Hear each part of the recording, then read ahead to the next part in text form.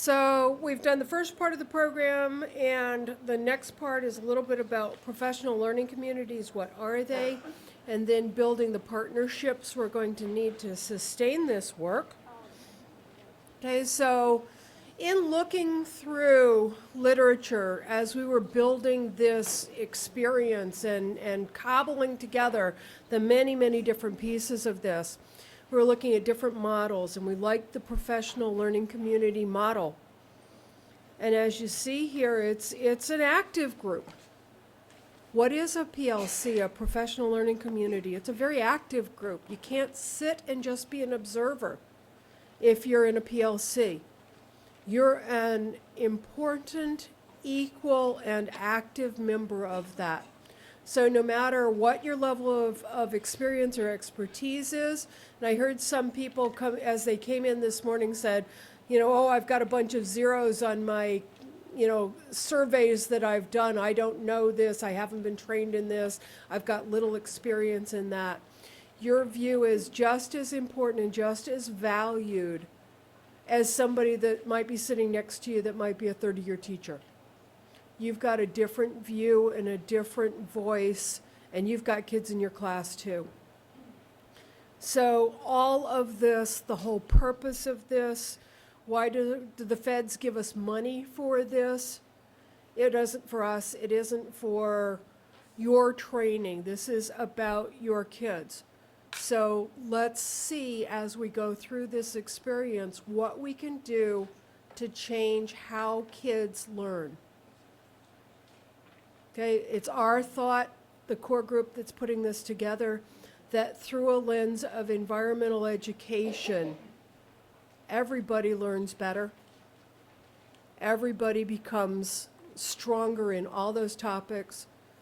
For the science teachers among us, we know that science is the center of the universe, right?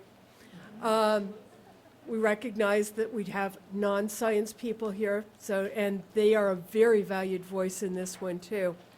But it doesn't mean we can't all explore those topics that are happening around us that kids can wrap their arms around.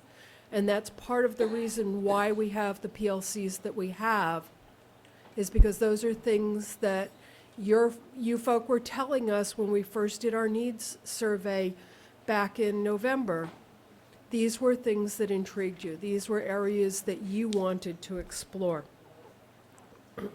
All of this information comes out of a document that's called Professional Learning Communities, a review of the literature. So you see on there what the many different things, and that is a document that will be posted up on the Blackboard site. When you look at what are the qualities of effective professional learning communities in this survey of the literature, this is looking back over 20 to 25 years of practice of using different kinds of PLCs. In some cases, PLCs were topic-driven.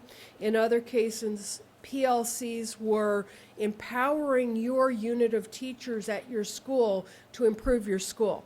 So sometimes you see it used in that context, and sometimes you see it as more of a topic study. Okay, we're not in the business with this work to adjust how your school works. That's not what we're doing. But you may find that with the group that you've got working, and you've got administrators often here with your group, that you're building a conversation that sets up other conversations. You can use this same model that we're doing to work on anything else you want to. And you can adjust it and morph it to that need that you have. So what are effective professional learning communities? They share values and vision.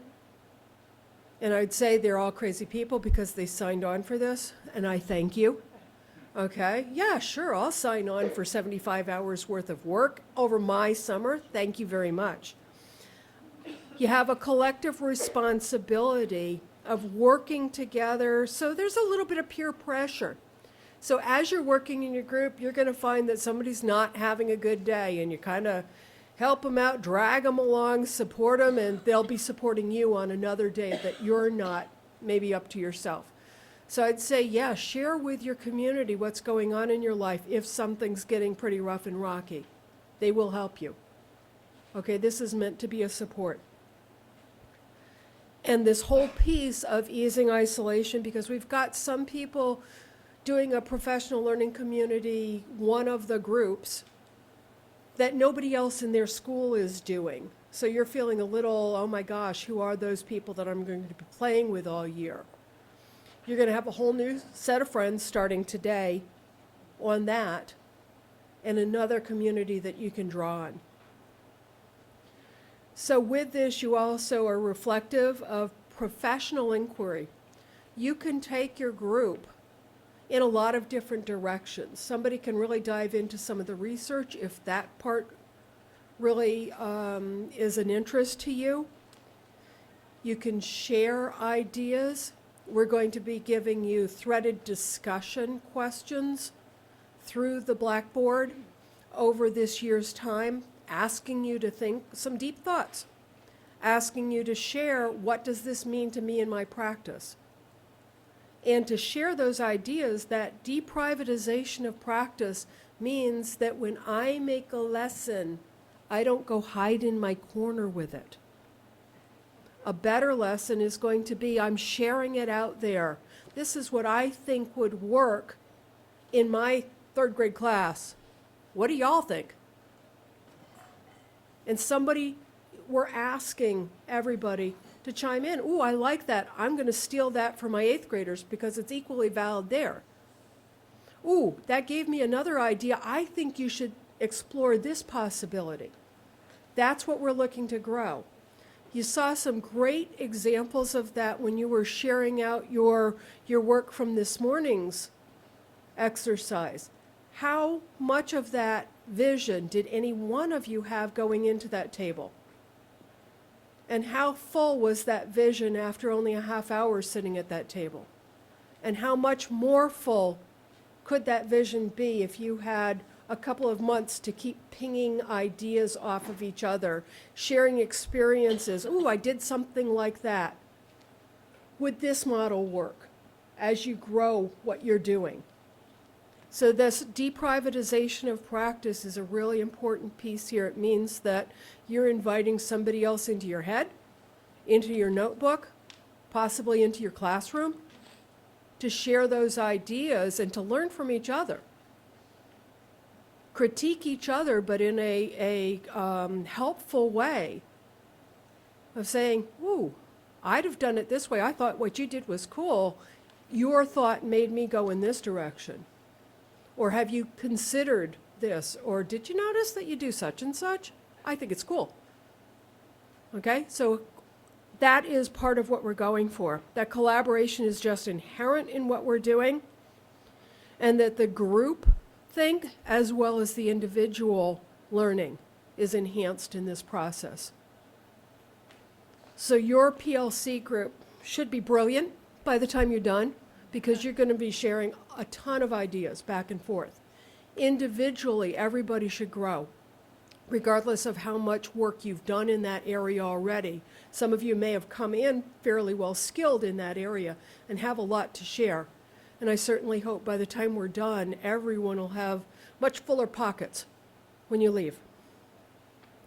And the last part of this is trust and respect and support, also inherent in a group. Inclusive membership. This is very much less experienced people, more experienced people. I've got a degree in biology. You don't have a degree in biology, whatever. So all different levels, we all have something that we bring to this table. And be aware as you're working with your group to make sure you're trying to pull in all voices as you're doing conversations, as you're working on different things. Don't let somebody be shy and quiet and never speak up.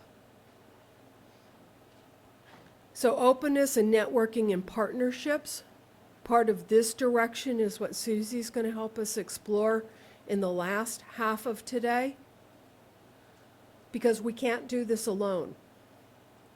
Anybody tried to do some of these things, like a big environmental project at your school, and You might have been the only person who was really active and interested in that, and it's hard to put it together.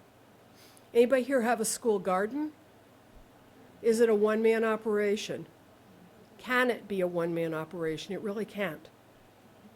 The best of them aren't. Okay, so everything here is much stronger because we've built those networks, not just among your peer teachers or your school community, but also pulling in great people from outside, from your larger families and community. This is another great opportunity for you to expand that family that is your school. So the piece that we're doing on here is getting you to work together with your PLC group. I'm going to ask you to go back to 114. Everybody go back to 114. There's going to be tables set there with chart paper. There's markers there. I'm going to ask you to sit together with your group. On your name tag, you've got a picture. So you'll be able to look and say, ooh, you're one of me. Okay, so the recycling people together, the gardens people together, the schoolyards people together. Introduce yourself. So this is your first big opportunity to say, who are we?